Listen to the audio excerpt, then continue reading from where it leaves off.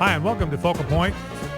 Brian Fisher is my name. Program Focal Point, Network AFR Talk, American Family Radio Talk Network. And again, just another reminder, we got our Share-a-thon coming up next week. Next week at this time, we'll be in the middle of our fall Share-a-thon, October 22 through 24, Tuesday through Thursday.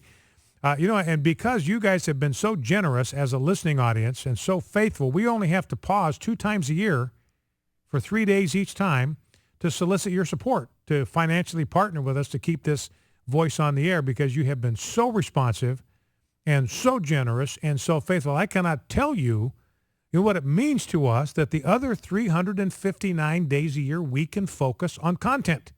We can focus on informing you, educating you, instructing you, mobilizing you, because that's all the time we need to get contributions from you, to have you collaborate with us in keeping this voice on the air. And you look right now, it's what's happening with what the military has been trying to do to the AFA and FRC, demonize us as hate groups. It's outrageous, it's false, but they've been doing it, and now we're discovering it's systematic in the military under this regime, under this administration, systematically demonizing the AFA. They're being taught, their trainers are being taught to demonize the AFA. Their trainers are being taught to use the SPLC as some kind of credible source of information. You heard my conversation with Charlotte Allen last hour. Completely disreputable organization, nothing but an organization that uses hyped up fear to raise money, sitting on $256 million in offshore accounts.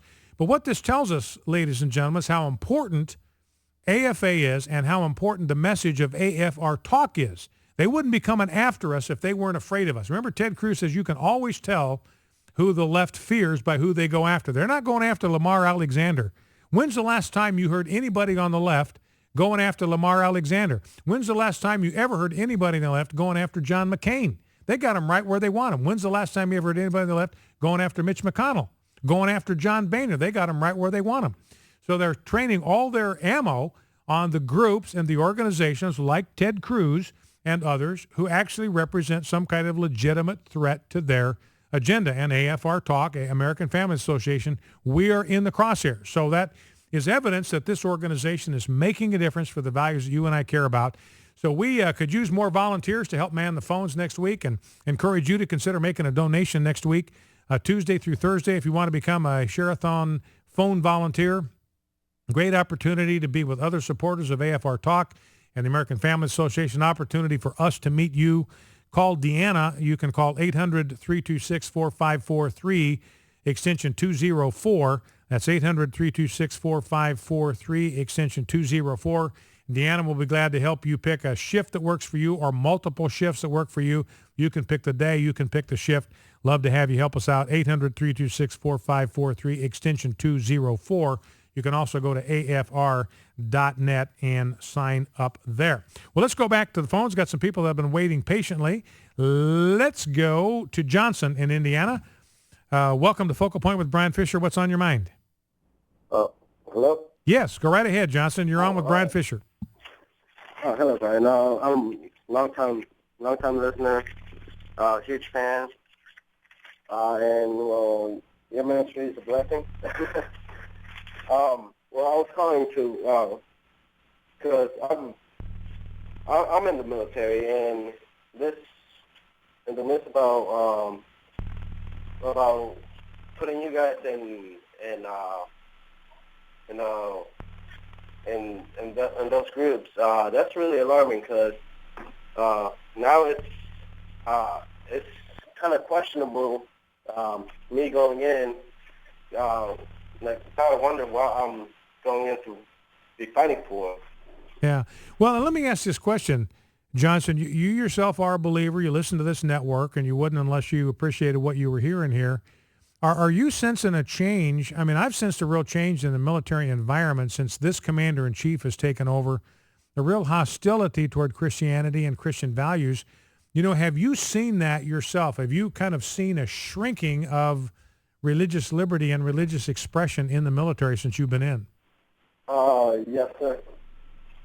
And the other thing you mentioned, and this is really the sobering thing to me, because I've heard this from other people, and Todd Starnes says he talks to soldiers when he's doing these stories on the military. He talks to soldiers all the time that are thinking about not re-enlisting because the atmosphere, the ethos, the environment in the military is so drastically different than the military that they entered.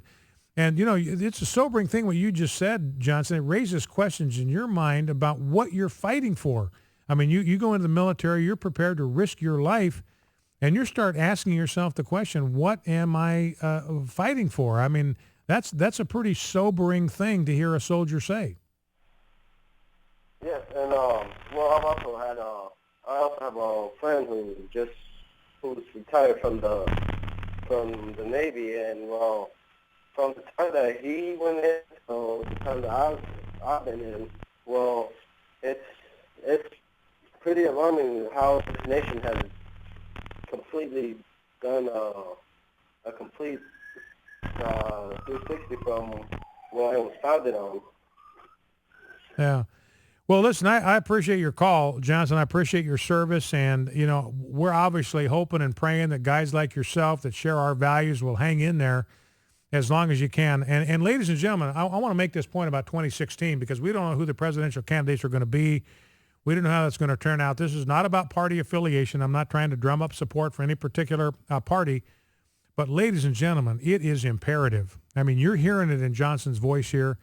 It's imperative that we get a commander-in-chief in 2016 who believes in Christian values, who believes in the values on which this nation was founded, who believes in the central role of Christian faith, the importance of faith and spiritual strength in our military, will support and defend those values, who believes in American exceptionalism, who believes in God's providential care and oversight of this country, who believes in that down in his bones.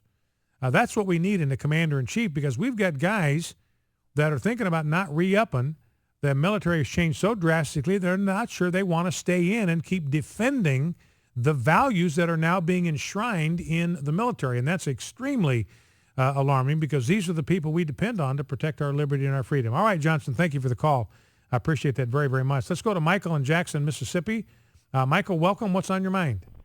Yeah, I've been listening for a couple of days on the military in Camp Shelby. And I've been in the military in Mississippi for almost 11 years. Uh-huh. I worked at Camp Shelby on active duty for 4 of those out of the 7 years that I was on active duty. Mm-hmm. And people need to know that, first off, all the chaplains at Camp Shelby are some of the greatest people I know. Which is what Camp Shelby has going for it spiritually. Mm-hmm.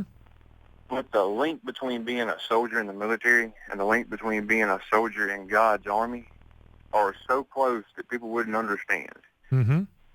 The way that you lead soldiers is by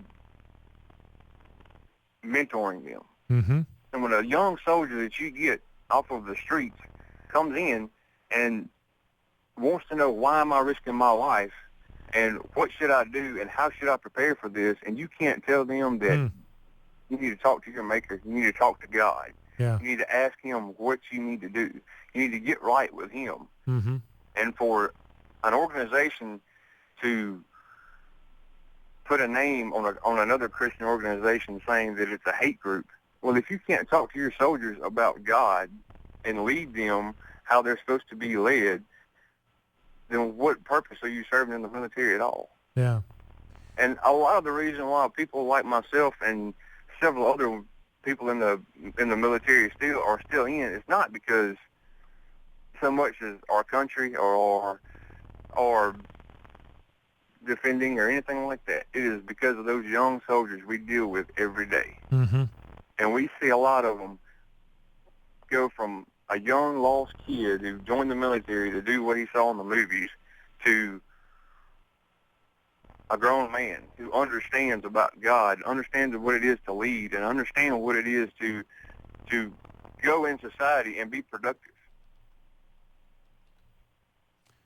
Well, and it's interesting what you said about the connection between being a soldier in the United States Army and being a soldier for God, and I'd like you to respond to this. This is one of the differences that I see between Muslim soldiers and Christian soldiers in the American military. If you have a Muslim soldier, the more devout he gets in his faith, the more of a threat he becomes to the national security of the United States because he gets more immersed in a doctrine that calls on him to destroy the infidel and to kill them. So he becomes a greater and greater threat to the United States of America, which is the greatest Christian nation. We're not perfect. I'm not saying that, but we are a Christian nation. Nobody would question that in any other part of the world. I mean, that's why they want to destroy us. Why do the Muslims want to take us down? Because we're a Christian nation. Crime eminently, isn't it obvious? So, you have a Muslim, the more devout he gets, the more of a threat he becomes to our national security. But the point I was going to make, kind of going the other direction, Michael, is that it strikes me as the more devout a Christian soldier becomes, the more devout he becomes in his Christian faith, the more of an asset he becomes to the United States military, because he understands and appreciates the values on which this nation was founded. He values the liberty that God has given to us. He values God's providential care over this land, and he wants to protect that. He wants to preserve that for his children and for their children after him. Liberty becomes a very precious, sacred thing to him. The closer he gets to God, the more he understands that liberty of all kinds is a value that's worth preserving.